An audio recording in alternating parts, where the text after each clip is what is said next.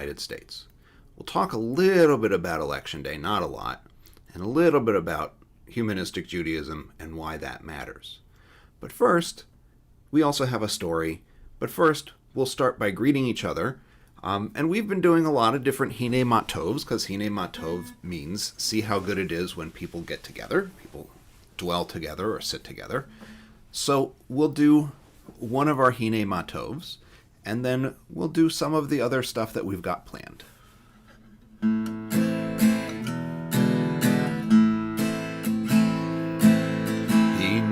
Matovu Manayim Shevet Amin Gam Yachad. Hine Matovu Manayim Shevet Amin Gam Yachad.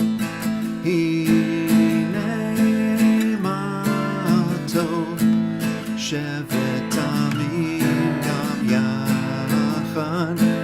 Hine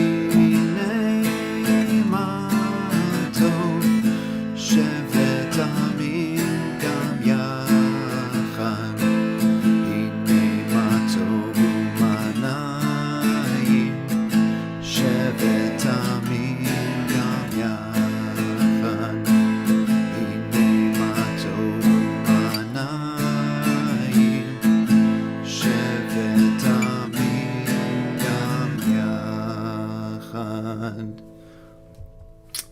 And it always means the same thing. See how good it is when peoples dwell together or sit together, because we're all in the world together and we're all in our country together if you're here in the United States. And if you're in Canada or Mexico, we're on the same continent. We're all in North America. So tomorrow's Election Day, and we'll talk a little bit about not the candidates and not the election, but what humanistic Judaism has to say about how we think about those things. But before we do that, I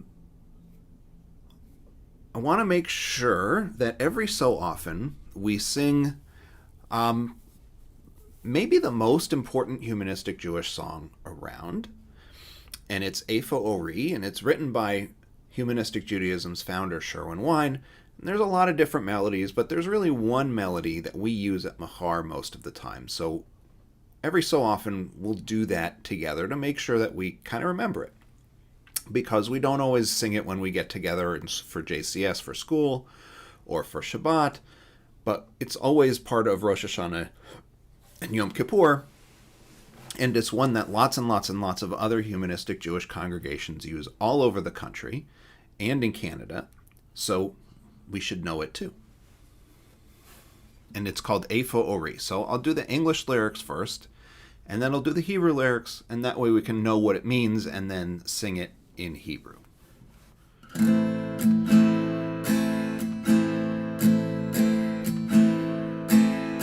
Where is my light? My light is in me. Where is my hope? My hope is in me. Where is my strength? My strength is in me. And in you. And in you. Where is my strength? My strength is in me. And in you. And in you. Eifo Ori, Ori Bi. Eifo Tikvati, Tikvati Bi.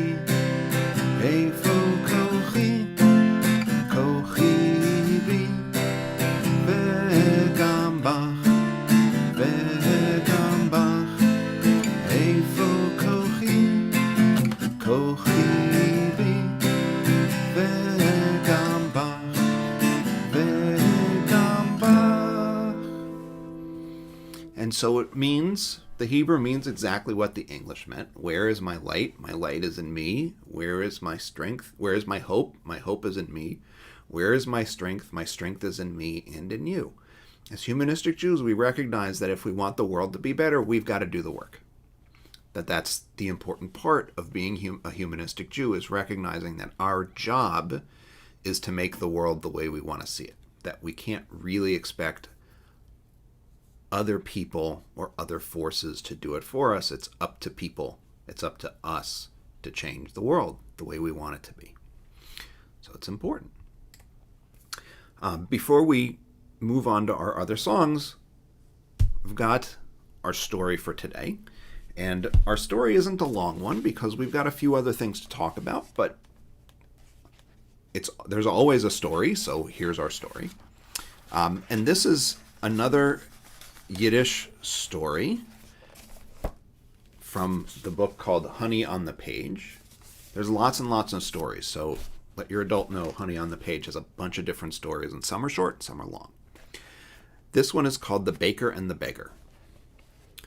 Once upon a time, there was a baker with his own shop who made bread, rolls, pretzels, bagels, and challah for Shabbos. Shabbos is Shabbat, but the way people say it when they speak Yiddish. His wife would tie up her hair in a scarf and knead the dough, and the children would twist the bagels into circles. The whole town delighted in their pretzels and bagels. Even the birds would swoop down from the sky to catch the crumbs, and their tail feathers twitched with pleasure. Every Friday, poor Jews would come to the bakery to beg for food for Shabbos. That was the custom of the time of my great-grandparents. This was a long time ago. The baker would give them a roll, bagel, pretzel, whatever he could spare, and no one left empty-handed. One of the poor Jews had very special eyes, so radiant they sent forth beams of light. The baker liked him best of all, and each Friday he would give the man an entire challah for Shabbos. So it went week after week, Friday after Friday, over many years. The baker became so accustomed to the man's visits, he would look forward to them. He would hand the beggar the challah personally and say, "Eat in good health, and may all be well with you." The man never thanked him. He just smiled with his bright eyes and replied, "May you live long, and may you be repaid." One Friday, that happened also to be the eve of a holiday, the bakery was crowded with customers who pushed and crushed against each other. This one wanted a challah with poppy seeds, that one a loaf of white bread, but make sure that it's sweet, they said. The baker, his wife, and their children were so busy that by day's end they could barely stand. Along came the bright-eyed man. He saw the great rush, so he didn't want to bother the baker just then. He stood for a while and then left without even saying a word. After that Friday, the beggar stopped coming. A week passed, and then 2 or 3. The baker thought of him many times and asked the other poor people about him, but eventually he forgot about the man. Who keeps thinking about a poor man? Maybe he found some help and he no longer needed to beg. The bakery prospered. The baker had built a fine house with a large oven.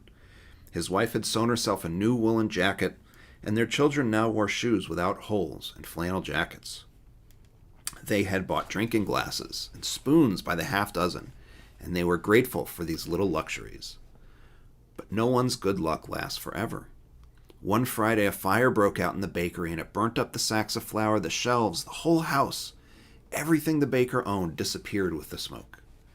The baker stood there slumped with worry, staring at the cinders of the burnt walls, and near him stood his wife and children like lonely sheep. The baker thought, "Why has something like this come upon us? Why? Why must I endure such a bitter blow?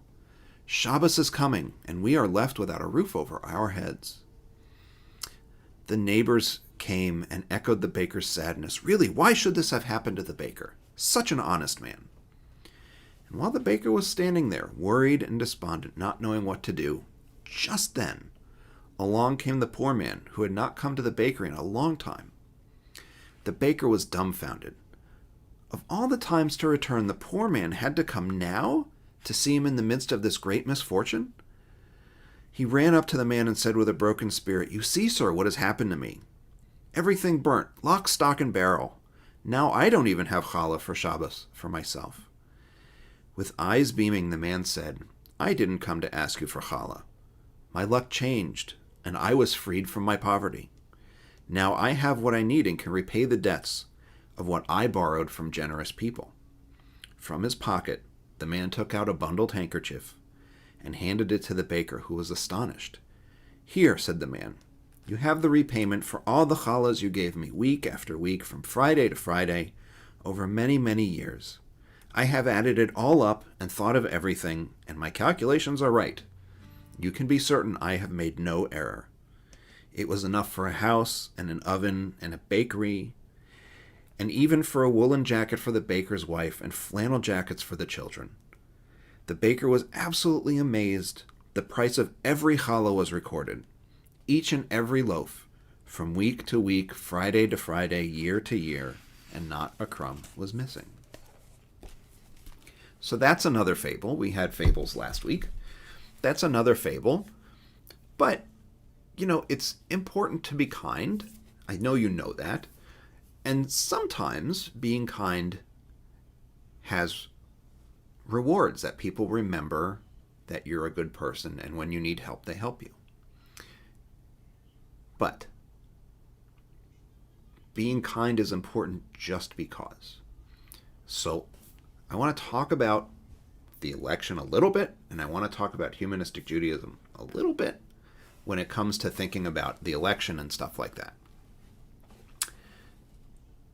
It is not the job of humanistic Judaism or of Mahar or of any congregation or any religious group to tell you who to vote for. It is not our job. It's not Mahar's job. It's not my job. It's not any religion's job to tell you what to think.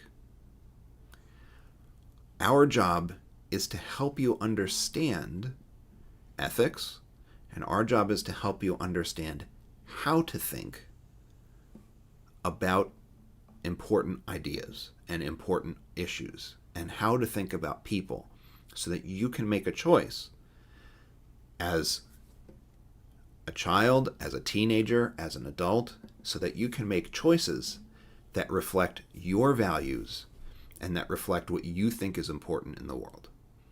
And so I will not ever tell you who I think you should vote for. I will not ever tell you what political party I think you should vote for. My job is to remind you about kindness. My job is to remind you about taking care of others.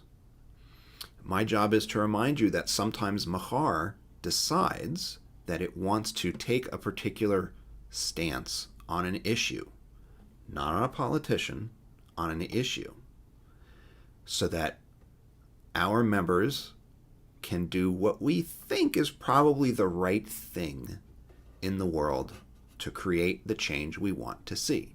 That's our job. Eifo Ori reminds us, that song reminds us that our job is to make the change we need to see.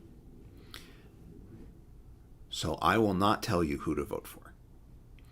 I will tell you that there are a lot of issues in politics right now that Mahar has taken a particular view of, because of our view of what it means to be a good person, what it means to be kind, what it means to be an ethical person. And our view on that is being an ethical person means stopping and thinking about what you're doing and how it hurts people and how it helps people. And your job is not to hurt people, and your job is to help people. And people vote and they choose issues in different ways based on that. But Mahar, as a congregation, as a community, has decided that there are certain issues that we think we have the right answer for our community on. And those issues are Black Lives Matter and immigration.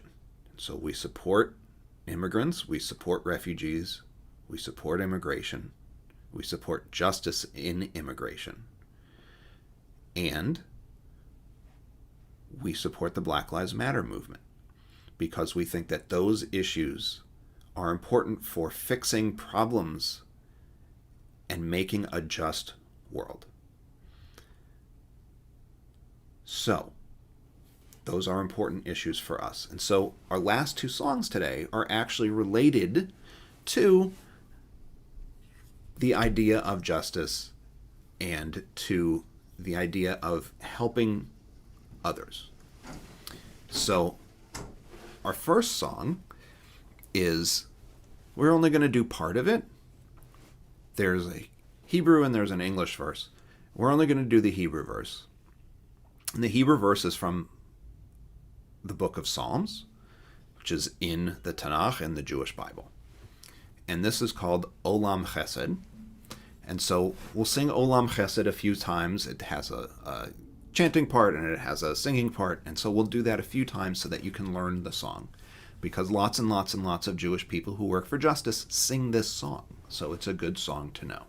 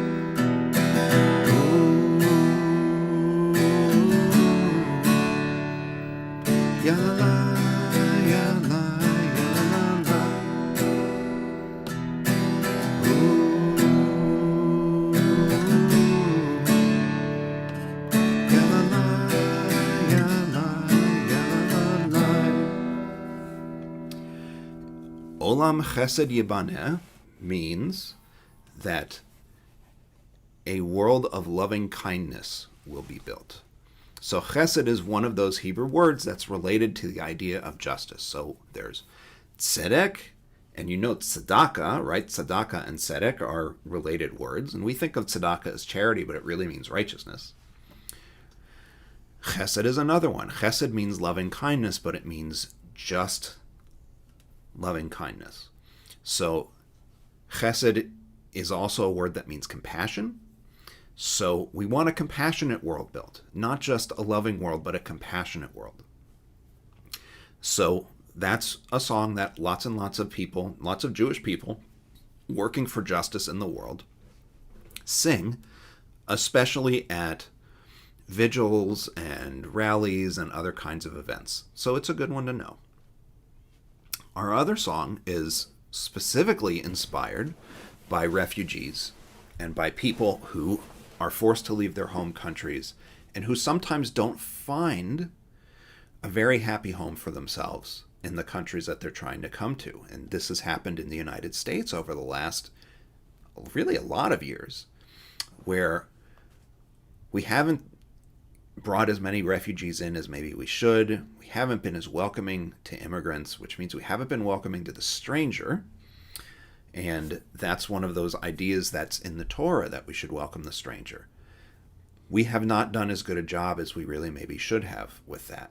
And so this song is about that idea, that our job is sometimes to ensure that people are being kind by being with refugees and by being with people who don't have the advantages we have.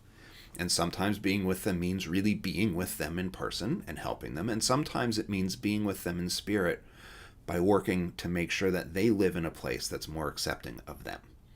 So that will be our last song, is this song, Where You Go. Where You Go is all in English, but it is a Jewish song. It was written by a Jewish songwriter. And that'll be our last song, and it's a little bit more upbeat than Olam Chesed. And I hope that you found a song that you like to sing, you learned a song that you didn't know before, and after our song is done, we'll finish up the recording, and I'll see you in another week.